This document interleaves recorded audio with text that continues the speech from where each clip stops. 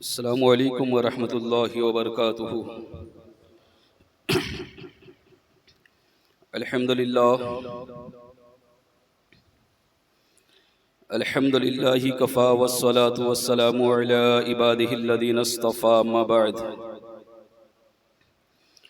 अऊज़ु बिल्लाहि मिनश शैतानिर रजीम।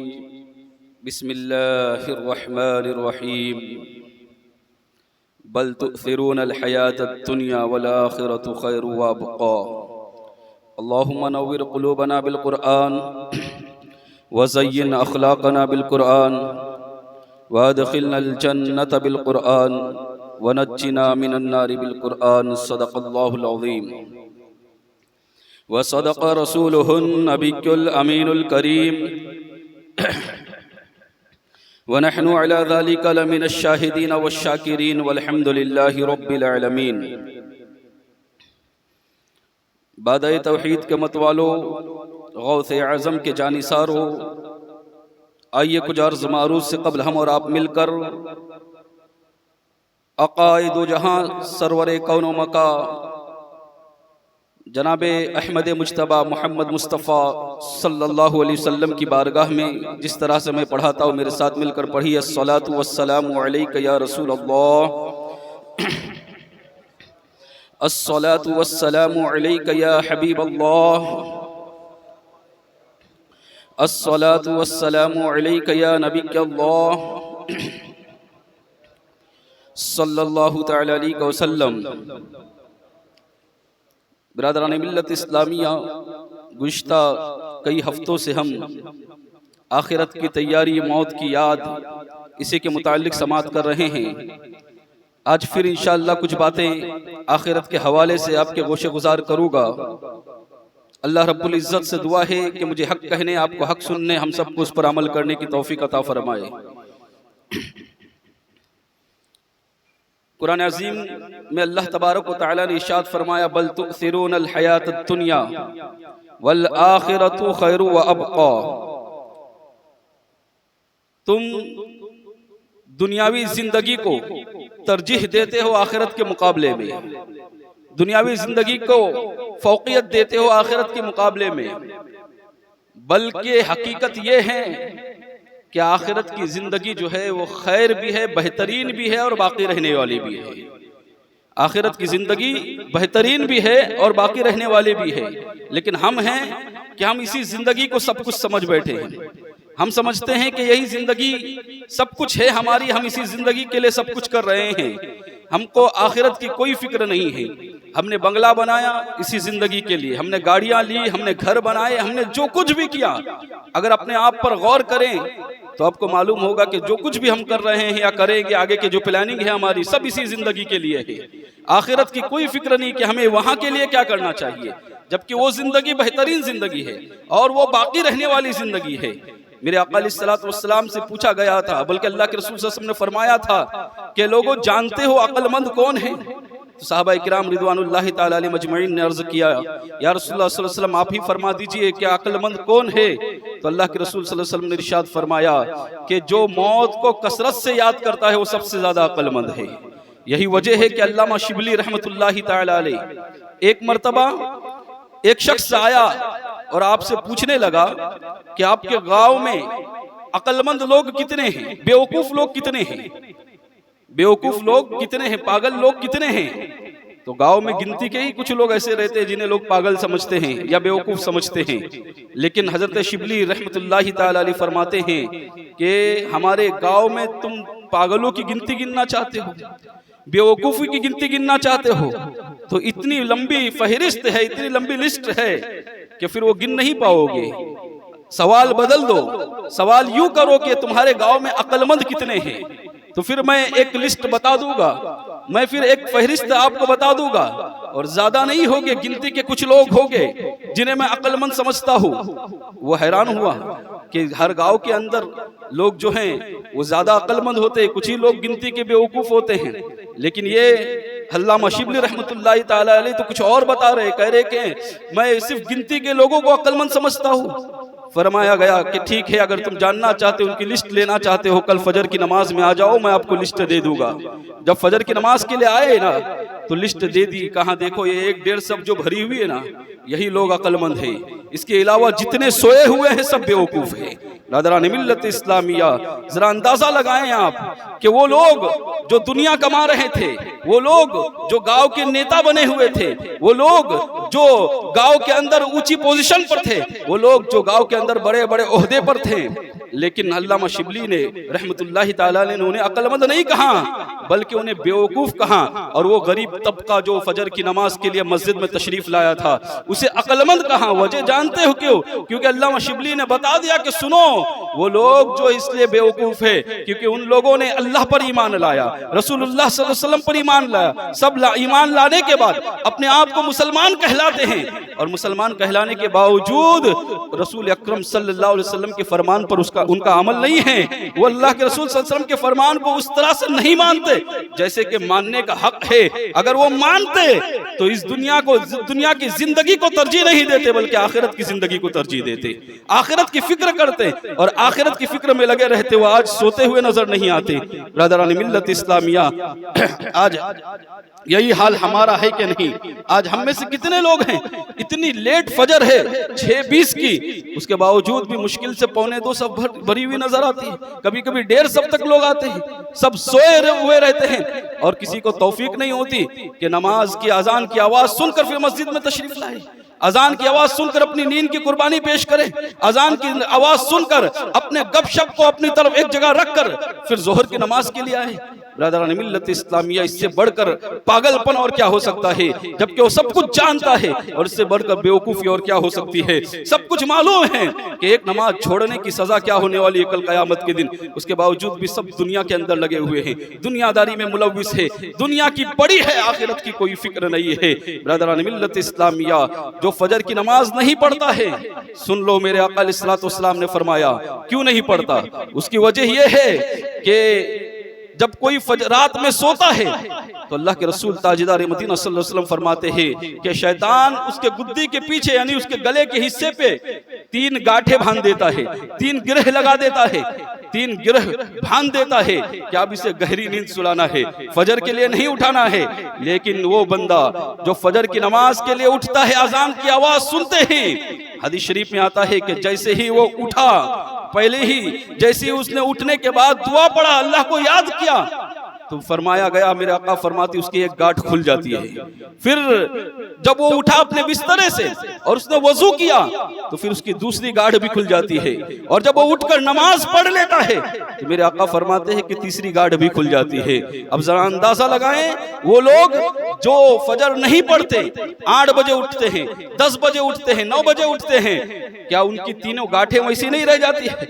आज फिर कहते हैं कि रिस्क में बरकत नहीं है, फिर कहते हैं कि कमाते बहुत है, कमाई बचती नहीं, हाथ में पैसा दिखता नहीं है, फिर कहते हैं ये नहुसत हमारे ऊपर ही क्यों आ लगी है, फिर कहते हैं ये बुराई हमें कोई क्यों छू रही है, फिर कहते हैं ये परेशानी हमारे लिए क्यों आती है।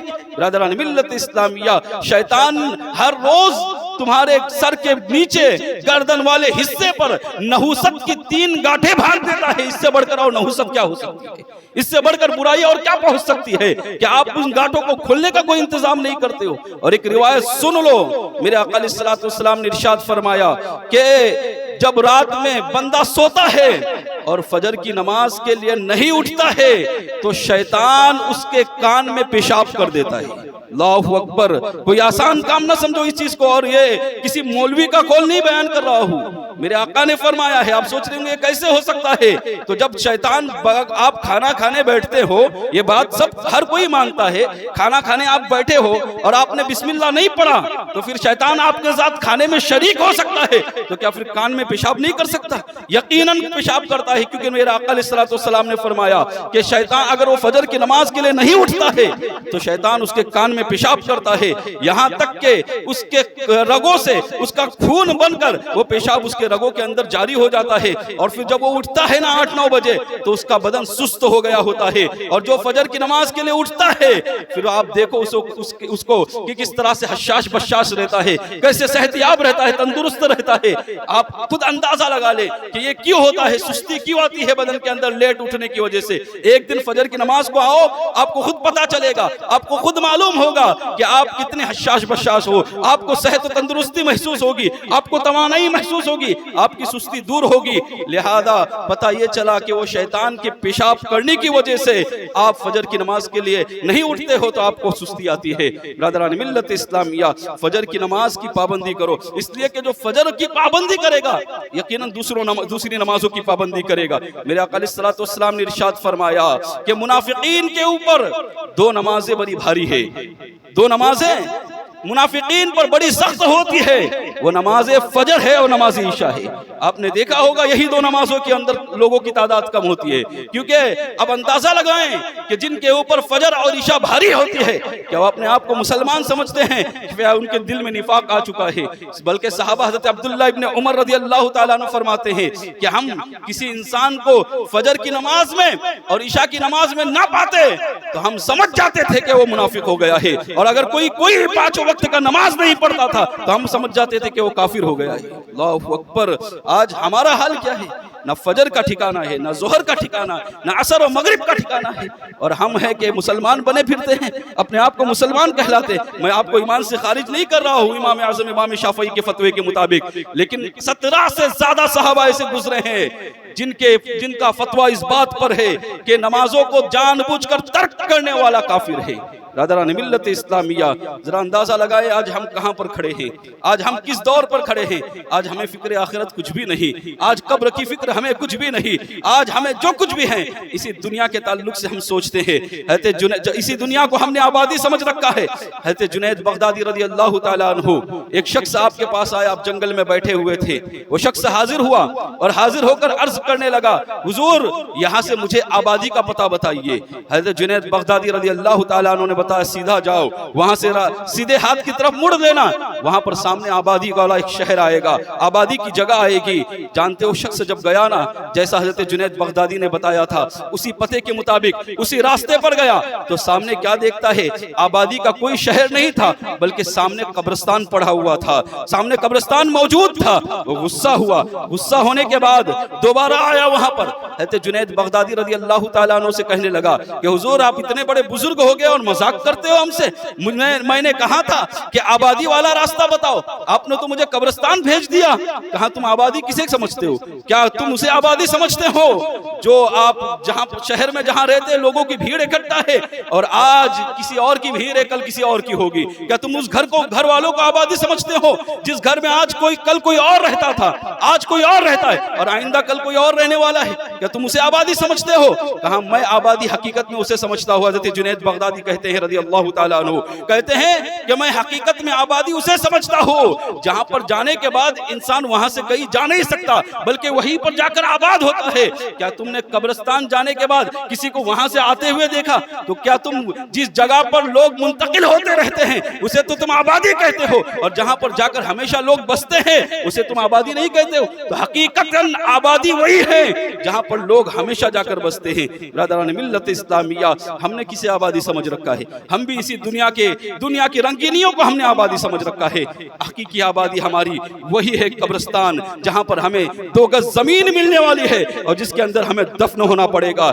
जानते हो कब्रें खोदी जाती हैं, जरा देखें तो सही कब्रों को खोदते वक्त जो जाते हैं उनसे पूछो, और जो जाते हैं उनसे भी मैं अर्ज करूंगा कि कब्रिस्तान में जाने के बाद हंसी मजाक ना करे, कब्रिस्तान में जाने के बाद वहां पर शोर वाविला ना करे, वो इबरत की जगह है। ब्रदरान मिल्लत इस्लामिया, और जो नहीं जाते उनसे अर्ज करूंगा कि जाकर कभी देख लिया करें, कभी किसी की ज्यादा साल पुरानी नहीं बल्कि 50 साल पुरानी अगर कब्र खोद दी जाए ना तो वहां पर कुछ बाकी नहीं मिलता है, नामो निशान तक दुनिया वाले तो भूल ही गए हैं, सिवाय आपके पोतों के, आपके नवासों के। आपको किसी ने याद नहीं रखा है, आपके पोते और आपके नवासों ने याद रखा, वो भी कभी कभी याद आती है उनको कि हमारे दादा थे, हमारे नाना थे, लेकिन पर पोते को पूछे, पर नवासे को पूछे तो आपको पता भी नहीं होगा कि हमारे नाना कभी इस दुनिया में आए थे, पर नाना हमारे इस दुनिया में आए थे, पर दादा कभी हमारे इस दुनिया में आए थे। जब सब कुछ खत्म हो जाता है 50-60 साल के अंदर कुछ नामो निशान तक बाकी नहीं रहता, कब्र का निशान तक बाकी नहीं रहता। तो फिर मैं पूछना चाहता हूँ, इस जिंदगी को सब कुछ कैसे हमने समझ लिया है? हम कैसे इस जिंदगी को सब कुछ समझते हैं? क्या आखिरत की फिक्र अब भी नहीं करनी है? शबे बारात आ रही है, उससे पहले तौबा का दरवाजा खुला है, उससे पहले अपने आप को रब की बारगाह में रुजू करके माफी करा लो, अपने गुनाहों से तौबा कर लो और रब की बारगाह में रुजू कर लो और नमाजों की पाबंदी करना शुरू कर दो ब्रदरान मिल्लत इस्लामिया, वरना आखिरत के अजाब से कोई नहीं बचा पाएगा। कब्र हर रोज पुकार कर कहती है, हल मिन अहदिन मयज़कुरु गुरबतिना। जानते हो मतलब क्या है? माना यह है कि इस गुर्बत के आलम में कौन है जो हमारी मदद करेगा? हर रोज कब्र आपको पुकारती है, कौन है जो इस तन्हाई के आलम में हमारी बात सुनेगा, हमारे अल्फाज को सुनेगा? लेकिन हम तक वो आवाज पहुंच नहीं पाती।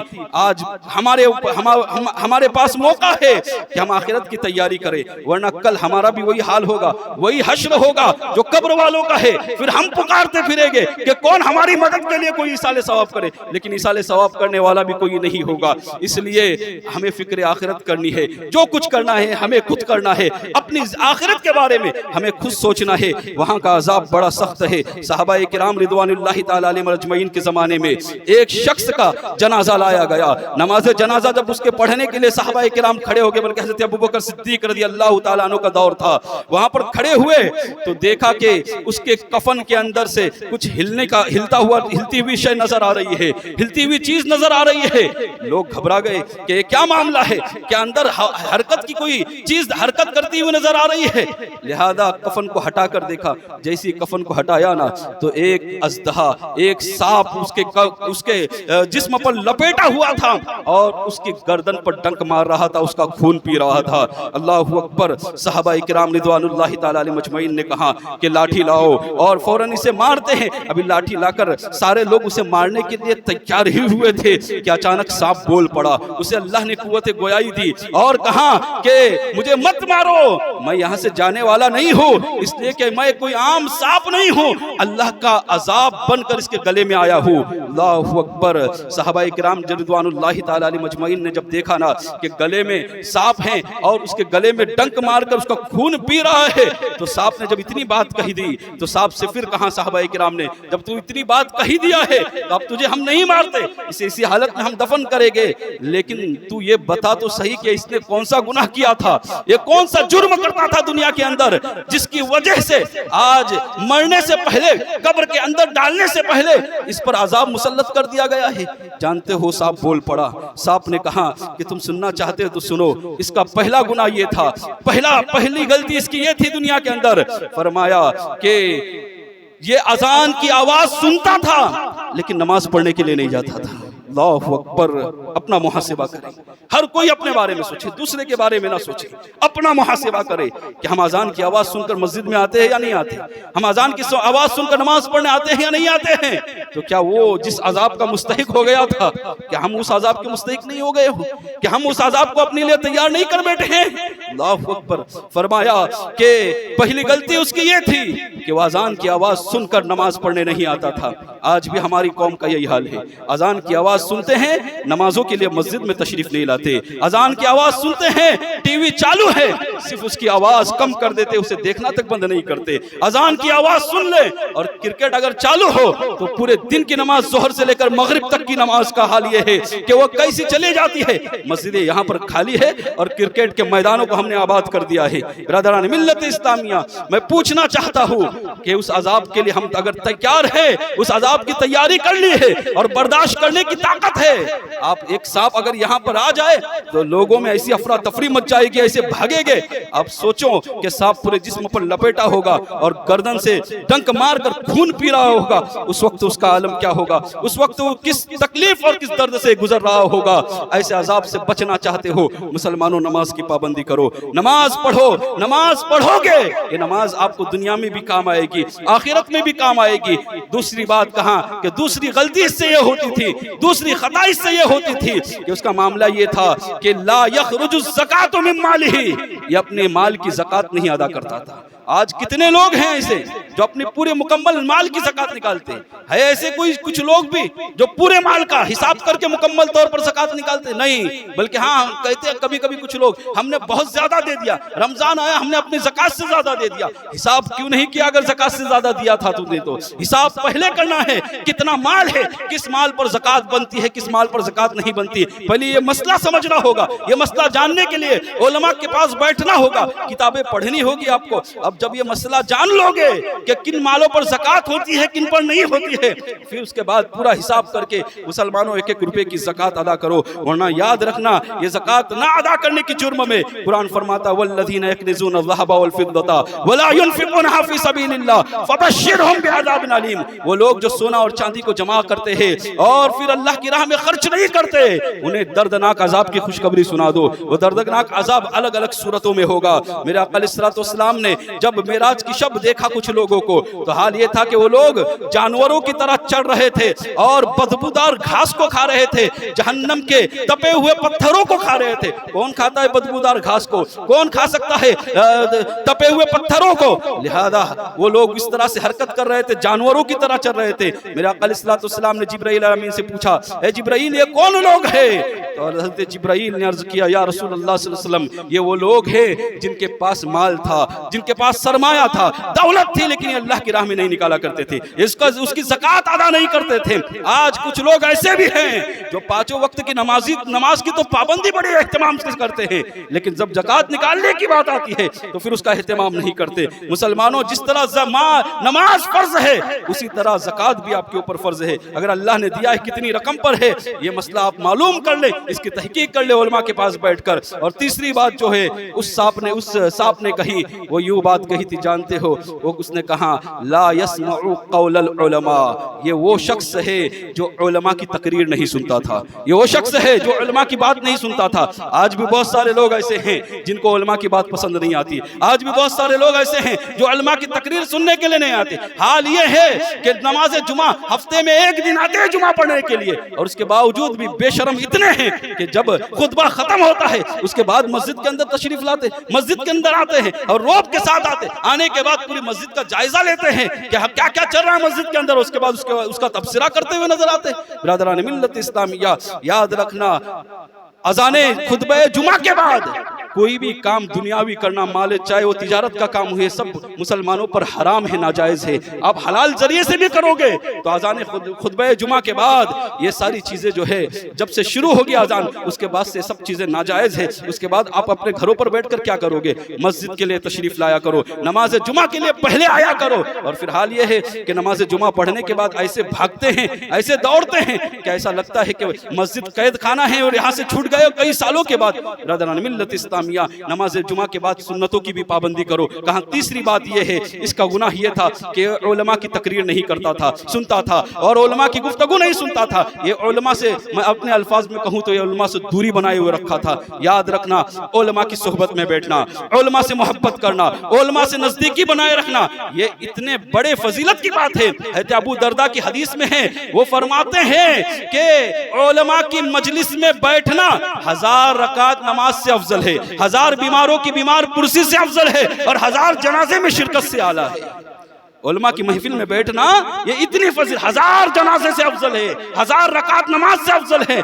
किसी ने पूछा, या रसूलुल्लाह सल्लल्लाहु अलैहि वसल्लम, और तिलावत कुरान, साइल का मकसद ये था कि या रसूलुल्लाह सल्लल्लाहु अलैहि वसल्लम कि अजान की, क्या उलमा की मजलिस में बैठना ये तिलावत कुरान से भी अफजल है? यहाँ एक और मसले की वजाहत करना चाहूँगा। यहाँ तकरीर हो रही होती है, कुछ लोग कुरान खोलकर बैठ गए होते और कुरान पढ़ते हुए नजर आते हैं। याद रखना, ऐसे वक्त में कुरान पढ़ना जो है इसे मौकूफ करना चाहिए। अगर आपको कुरान ही पढ़ना है, आपको पता है कि कितनी देर तकरीर होती है, आप पहले मस्जिद में आइए और फिर कुरान पढ़िए। कुरान सूरह कहफ पढ़ना जुमा के दिन बड़ी फजीलत की बात है, लेकिन इसमें होता यूं है कि मैं यहाँ तकरीर कर रहा हूँ और आप कुरान में ध्यान दे रहे हो या मेरी बात पे ध्यान दे रहे हो? क्या आपका ध्यान कुरान पर रहता है? हरगिज नहीं रहता। तो फिर आप ऐसा काम क्यों करते हो कि दोनों तरफ डायवर्ट हो जाए आपका जहन? आपका जहन एक तरफ ना रहे, मैं यहाँ पर बोलते रहूंगा, आपका वहां पर भी ध्यान है और यहाँ पर भी ध्यान है, गोया ना इधर है ना उधर है। लिहाजा ऐसे मत बनो।